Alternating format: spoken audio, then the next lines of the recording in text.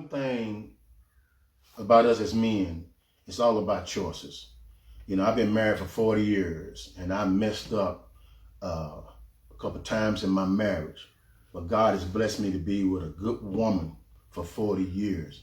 I couldn't ask for a better woman in my life, man. She could have left me dry, whatever the case. Cause see, the grass ain't not always green on the other side.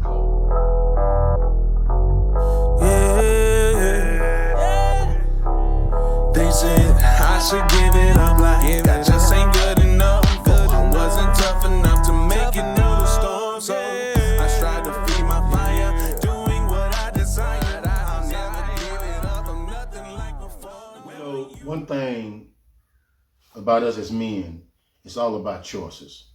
I've been married for 40 years and I messed up a couple times in my marriage.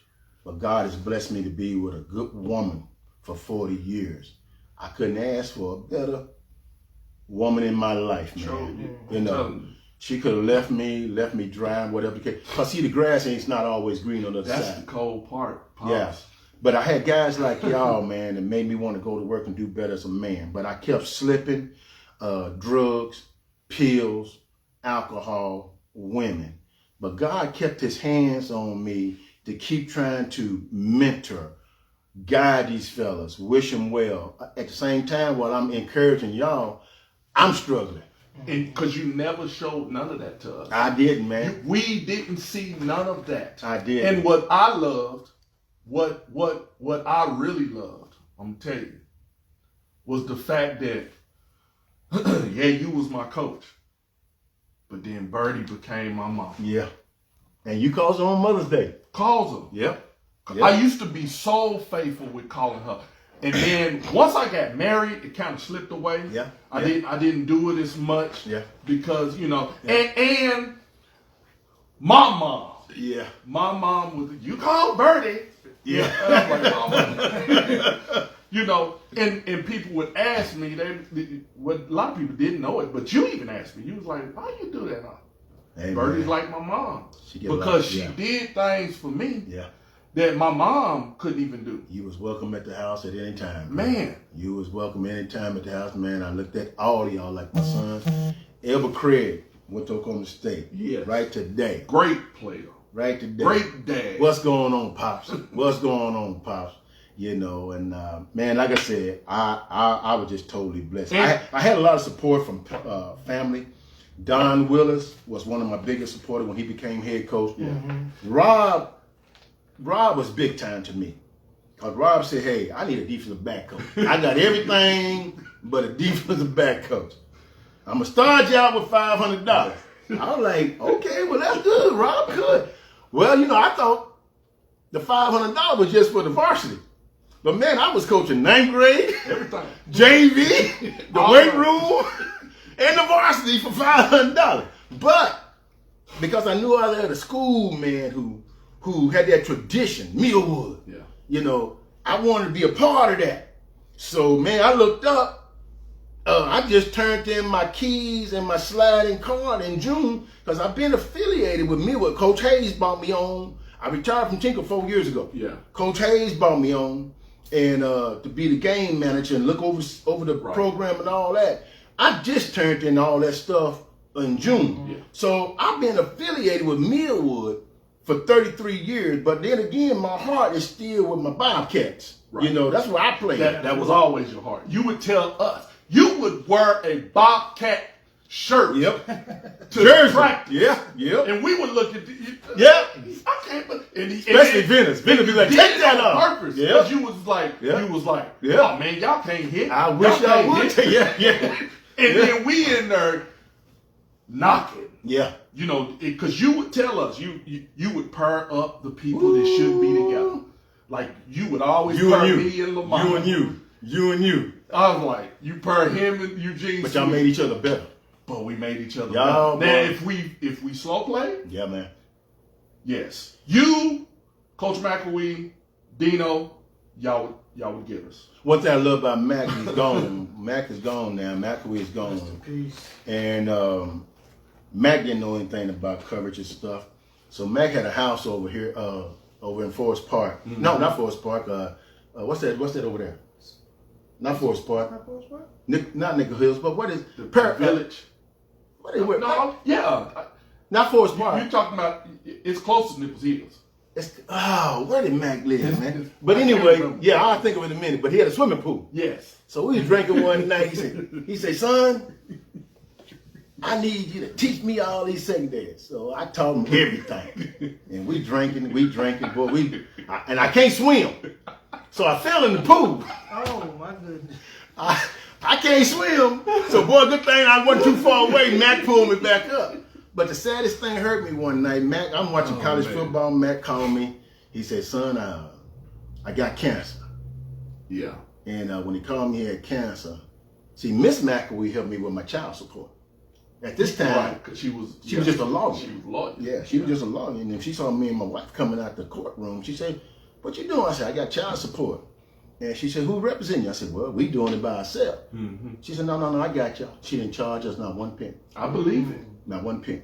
I believe it. And Mama McAwee and Pops, Pop McAwee used to give him a check for football. And, he liked to gamble. Yeah. And Michelle is a district attorney now. Right. Yeah. They judge. Judge, yeah, I think she a judge. But anyway, man, she's like a little sister to me, I'm trying to root her on and all that, But that was a beautiful family, man. Yeah. Coach Mac was a beautiful man. I remember when he was blowing his wheeze one time with a weed blow. And he got his back blocked up. And you know how we had to go up that ramp to the field? Yeah. Up the field and down the field. And everybody would leave him. Liam, come back and get me. Liam, I said, no, man. Get your broke back up. So I would go down and help Mac, man. Coach Mac wouldn't. You knew you was only going to get one thing from Coach McAwee. Mm-hmm. I want you to bring blood and guts. Coach McAwee was the pump up. Mm-hmm. I'm gonna pump you up. He ain't fit to tell us getting cover 3, getting cover 2, none of that. Nah. Dino was gonna tell us whatever you told Dino. Yeah. But if we come to the sideline looking like we didn't want to bring it, Coach Mac would, because he was up there with you. Yeah. And he'd say, tell Marshall to get his ass in there. Well, one thing, and another coach I forgot to tell was Bradford. Coach Bradford. He's not doing real well right now, but Bradford, man. Coach Bradford there for a long time. Long time, man. And he used to come to my record shop and say, boy, we need you over at Millwood. Come on over, man. We love you, man. Who's up? Yeah, he do that, man. Yeah, Bradford was Bradford, man. That's my boy there, man. Hold on, we've been. Okay, go ahead. I told you we've we been was all gonna do warm and Go ahead. fuzzy. Go ahead. Okay, go ahead. It's been warm and fuzzy. Yeah, stick to It's gonna be one. No, this ain't. This But go ahead. is to get real now. We coming to the let's get real section of the podcast. Okay. And so we talked a lot about players and stuff, and you've been hitting on coaches. So my question that I have for you is, what do you think of the high school coaches today in the prominently African American schools, prominently black schools? What? I'm just gonna leave it open. I'm gonna leave it open like that, and I want you to be not just be nice, but give a good critique, because we talk about the old school, but you was able to transition from the old school ways to these new school ways, and they're dealing with a lot of different challenges nowadays that we have to deal with. But do you?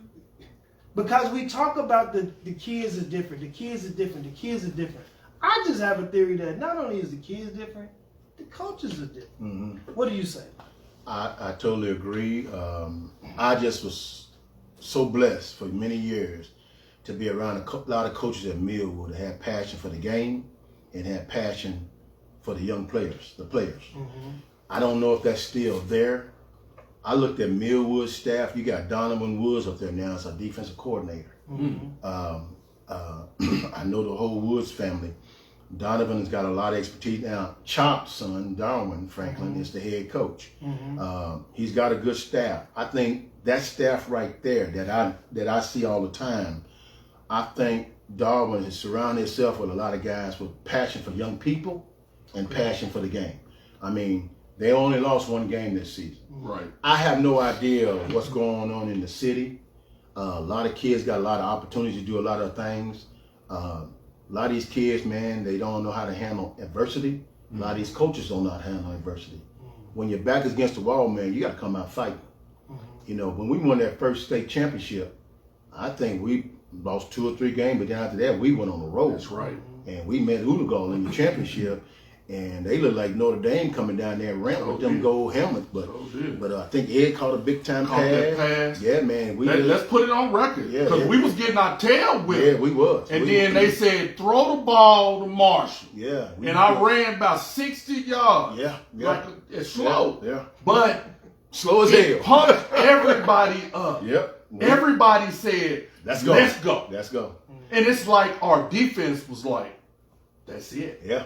No more. And that's when I had one of the best secondaries at all time was with Winkingham. But to answer your question, I just think, man, I don't know how to judge these coaches nowadays. I don't know if they're that committed. You know, I don't know if it's just because of a little check, you know, which they're getting about $800-900, you know, for 10 games, whatever the case may be. I was just happening, you know, when you were around guys like Chop, Mike Post, Don Willis, Rob, and Laurie, you know, Coach Laurie who's gone, Matthew. This one of the best staff I was around. But I think guys like, golly, at Star Spencer, big dude, he gave me a chance. So again, I question the commitment. I could not only from the school itself, the commitment for the Oklahoma City public schools who, because see, a lot of these schools ought to come together. You got U.S. Grant getting blowed out. Right. Northwest Classic getting blowed out. Just bring them together and try to make them competitive. You know, once upon a time, Douglas was very competitive. I mean, Soul Bowl was man, Soul Bowl was a real deal back in the day. Once upon a time, they moved it to Langston, and for the last 5, 6, 7 years, man, Millwood just been dominating that game. You know, just been dominating. I'm not talking about 2 touchdowns. I'm talking about 3 or 4 touchdowns. It takes the Soul Bowl away. Man. It don't feel right. No. Because you like, man. Looking for a challenge, a battle. Well, the stadiums used to be. The Soul Bowl was all about pride. Yeah. East side. It was the east side pride. Yeah. You had the Douglas right pride, down the street from you. Right down the street. Yeah. Martin Luther King. You got the same kids seeing each other every day. Yep. All the time. Yep. And that pride. Yep. Now, back in the day, we played, you know, we was kicking it at times with Alonzo Mays and Chris Lofton. Yep. And Alonzo and Chris would be like, we can't wait to see y'all. Yeah. Yeah. And I'm telling Alonzo, can't wait to see you either, homie. Yeah. You know? Yeah. And once we get on the field, yeah, man, I wanted to bust him up. It wasn't no, hey, what you doing? No, I'm bringing the heat. We'll talk later.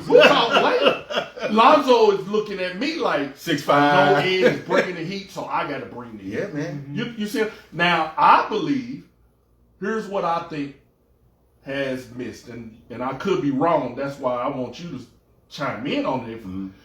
I think the coaches of today don't start out the way you had us starting out. The way we see, you don't get that pride until you know you can only coach the middle school, and then you coaching the middle school for a chance to be able to coach the high school.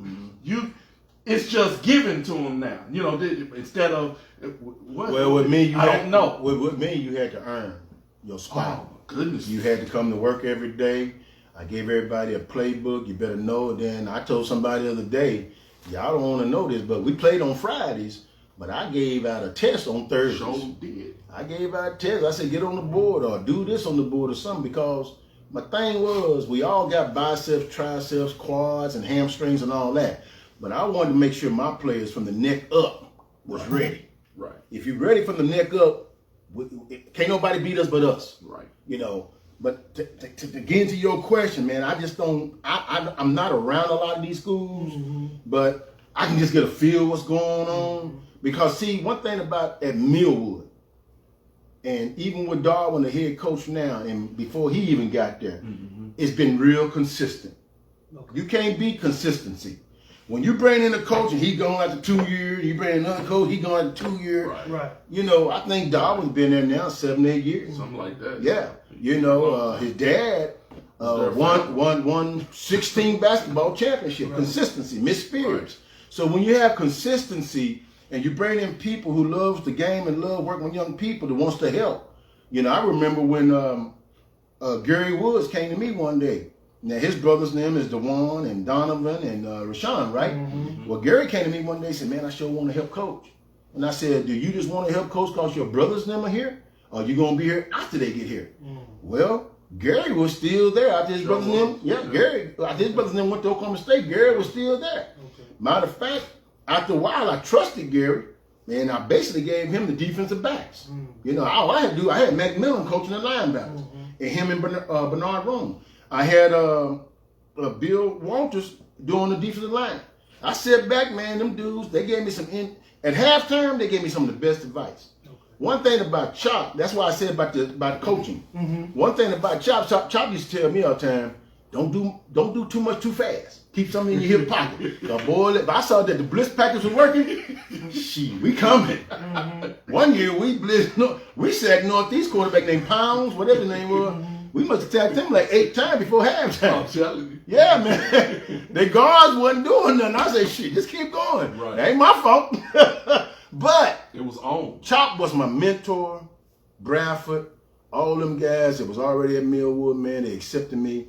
But I don't think a lot of these schools in the city have what Millwood has right today. Right. Darwin's got some guys. He's got 2 or 3 guys on his staff, I think, now that played at Millwood. So that helps out too because they know the Millwood culture. Mm-hmm. Right. See, when you bring in guys every 2 or 3 years, man, they don't know what they're getting. Mm-hmm. Well, and then again, we saw you guys way back in 9th grade. Okay? 8th grade. I say, like Mandrell Deanbo. You can't wait till we get Mandrell. Yeah. 6th grade. Yeah. 6th grade. Because we didn't lose a game. Yeah, we had never lost until we hit 9th grade. Y'all 10th grade year, when we won state championship, y'all was in 10th grade. We was some juices. You guys were the building block. We was there. And what hurt me was, I'm thinking, boy, we fit to win 2 or 3 more champs. Yeah, you know.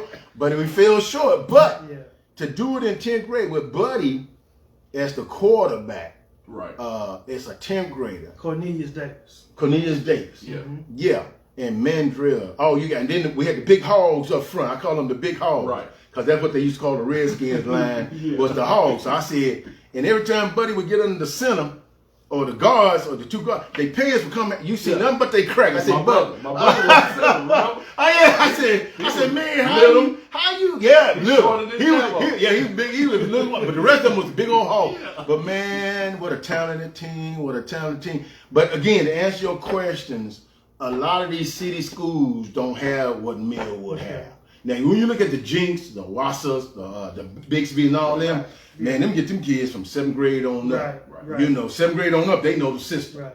But one thing about you guys, when I got y'all, Chop was more of a 4-man front. Chop loved to run Texas. He was a 4-man front. Yeah. When they told me to take over, I went down and talked to my old coaches at Pine Bluff. I said, man, you know, I like to have a nose guard. I want to do this. I want to do a lot of slanting. I got a lot of guys that can run, got a lot of speed. See, my coach said, shit, boy, don't turn loose. I'll never forget that. And that's what I did. Mm-hmm. You know, one year we played Bristol. And they had a dude named Joey Crawford, 6'3", 6'2", whatever, 220. He used to have 200 yards a game. And the Oklahoma paper called me and said, hey, they got this boy running after that. I said, hey, come to the game. He won't get 200 on us. Right. That's when I had Elbert Craig and Rashawn Woods. Yeah. And boy, we worked on slanting the gap. I said, don't worry about that guard. Don't worry about that tackle. Hit that gap. Because if we get that 1.5 yard penetration, he's going to have to bounce out. Who he going to bounce out to? My speed. He's going to bounce out to my speed. Yep. I told my defensive line, don't worry about making no tackle. Hit that gap, get 1.5 yard penetration, we'll handle the rest. Right. That brother had 20-something carries for 48 yards. The man called me and said, how did you do it? I said, I told you. He won't get it on this.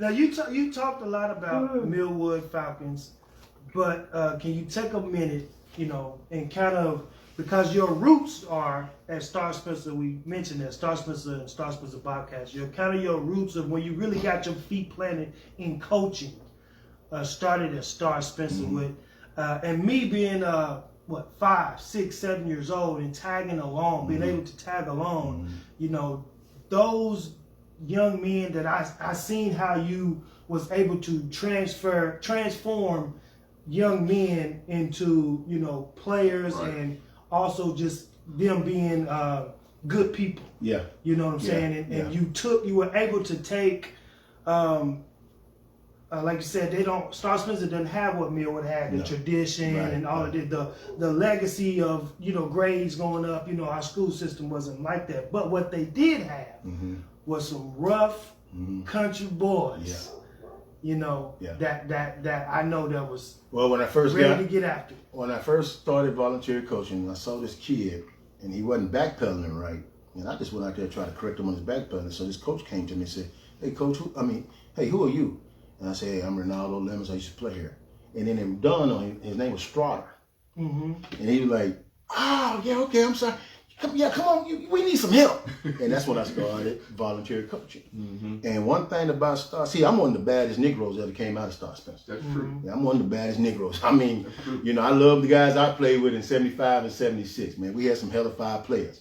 We didn't have a whole lot of winning going on, but we gave effort. So one thing, when I got back to Star Spencer as a coach, and Sidney Cabot, that's what I'm thinking of. Sidney Cabot became the head coach. He told me, "I want you to be my defensive coordinator." And again, we didn't win a whole lot of games, but I tell you what, you had to earn that W.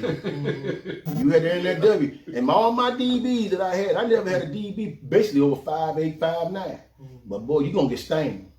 You're going to get stained. Right. And the same philosophy I bought with them, I bought it at Millwood. But let me tell you where I got this from. My defensive coach played for the Steelers for 11 years, Coach Ben McGee. Okay. My defensive back coach, Bronski Towns, was All-American at Alabama A&M. I was packing up to leave UAPB. I said, "I got to go, man. This is too much for me. I'm going to Air Force." He said, shit, babe, no, you going to stay here.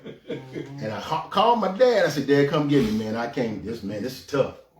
Next thing I heard was bomb, bomb, bomb. That's the best hang-up that I ever had. I wish I'd have got My dad did not come and get me. Right. Next 4 years, I went from 14 to MVP on defense and most valuable player on the team. But to answer your question was, these guys bought into me. I bought into them from Star Spencer. The kids that I had at Star Spencer, they were just as good as the Millwood kids. But the problem was the kids at Millwood bought into the tradition. Yeah. Star Spencer, man, we always was hit and miss. We'll have a good year 1 year, next year, 2 years, we wasn't that good. Yeah. My years there playing, we went to the playoff, but we getting knocked out either the first or second round. When I was coaching at Star Spencer, man, I'm not gonna lie, I had some boy. You had some killers. Man, I had some Negroes. I had some Negroes. Yes. But look at here. On the If we just would have had, the nose guard, you had a one nose guard. Man, was that Smoke? Somebody. Duffy. I think his name was Duffy. Duffy was crazy, but that boy come get you. But it was a lot of them. Go ahead. Yeah, but man, I had some ball players at Star Spencer, man. We just always lacked up on offense. My defense was on the field too long, too much. But I had some Negroes. Because one thing I have noticed with a lot of coaches, and it's more at the smaller age group,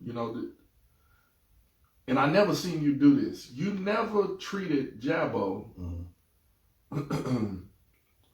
different than the other players. No. It's like, if Jabbo could play, he would play. Right. If he could not play, he wouldn't play. Well, and you have a lot of dads, especially when it comes to volunteer coaching. yeah. Dads will be like, "My son gonna play, no matter what." No matter how bad. in the world you didn't have? I mean, did you ever have an issue with that? I'll tell you a true story, man. One thing about that, when you're coaching your son, you got to be still fair with everybody. If your son is good, play him. Hell, if that Negro's sorry, sit him on the bench. I told Chop when I brought DJ over to Millwood. I told Chop, now look, don't put him in that starting five because you know me. Right. If that Negro can't play, sit him on the bench. Chop said, "Shoot, I ain't had a Negro shoot the threes because old DJ can shoot them. Man, DJ shoot them threes, and he started getting bigger. But I remember with Jabbo, 1 year we played Douglas. Man, Douglas wore out Winky and Venice and D'Angelo and them all was hurt. So I had to go with Jabbo and little bitty skinny Holmes and all them. And Rob said, You trying to put little shit out there. He talking about Jabbo. Yeah. And Rob and Chop had to keep me and Rob separated. I said, I ain't got nobody else to put out there. You know? Because our next game was Northeast. So, man, you know, and I used to tell Jab, I don't know if you remember this. Hey, man, look here. If you got any football questions, ask me on the field. Right. When we get home, we dad and son. Right. Because the other kids can't ask me football questions because they ain't in the house with me. Mm-hmm. But you are. But I'm not going to allow you to ask me any football questions at home. But for some reason, like we didn't, like I would come over all the time. Mm-hmm. No football questions. Didn't talk about football. We didn't talk about football. No. You know, you would be just like you are now. I'm bringing down You films know. or scouting or doing reports or whatever the case may be. Trying to. What we did from 3:30 to Right. 5, let's get it done. Right. Other than that, y'all got a life to live, man, because I didn't want football to consume y'all. I want y'all to enjoy your teenage years and everything, which y'all did real well, man. One thing I can say about all my defenses, and especially my DBs, y'all handle business the right way. Mm-hmm. D'Angelo and them handle business the right way. Winky and Venice and Juicy, all them guys, man, them guys were just, all y'all, man, y'all, like I said, man, if the good Lord called me a knife, I had a good life, man. Good life, man. Good wife, beautiful sisters and brothers. Right. Good parents. So you didn't have a good one. Man, good parents. Ain't nothing bad about Man, it. good sons, man, everything, man. What's your next question? I know you agree. All right. Here we go. Uh-oh. Here we go. All right. So this is the one everybody, want to know. Who was your best Yes.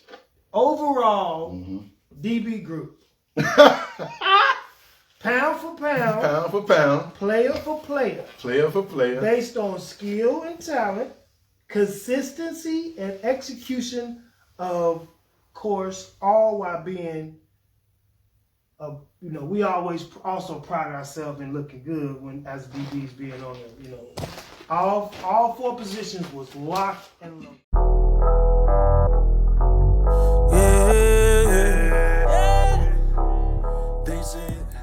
That is it for this episode. Hey, we hope you enjoyed it and got something out of it. If you did, please do us a favor and hit the like button and share with somebody else. And if you want notifications when our episodes or monthly live podcast publish, then you gotta go to the website, subscribe, and subscribe. Do that now so that nothing gets missed by accident. Thanks again and for supporting us. I'm as tough as you made me, but you never break me down. No, you never break me down. I should give it up like